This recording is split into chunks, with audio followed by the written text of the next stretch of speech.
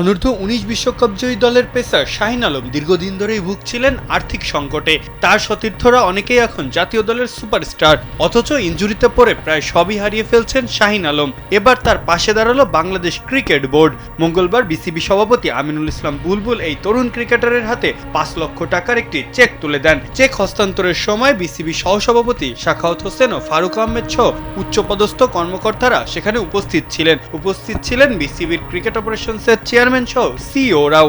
দক্ষিণ আফ্রিকায় বাংলাদেশের ঐতিহাসিক বিশ্বকাপ জয়ের অন্যতম সদস্য হলেও পারিবারিক অসচ্ছলতা শাহিনের ক্যারিয়ারকে থমকে দিয়েছিল। মূলত টানা 2 বছরের ইনজুরির কারণেই মাঠের বাইরে থাকা এবং বাবা মায়ের চিকিৎসার খরচ মেটাতে গিয়ে চরম হিমশিম খাচ্ছিলেন তিনি। ঘরোয়া ক্রিকেটে পর্যাপ্ত সুযোগ না পাওয়ায় তার খেলা চালিয়ে যাওয়াটাও অনিশ্চিত হয়ে পড়েছিল। বিসিবির এই আর্থিক অনুদান শাহিনের পরিবারের সংকট দূর করার পাশাপাশি তাকে ক্রিকেটে ফেরার নতুন প্রেরণা যোগাবে বলেই বিশ্বাস সবার। প্রতিকূল সময়ে বোর্ডের এমন সংহতি শাহিনের মতো প্রতিভাবান ক্রিকেটারদের ভবিষ্যৎ সুরক্ষায় ইতিবাচক ভূমিকা রাখবে বলেই আশা করা হচ্ছে।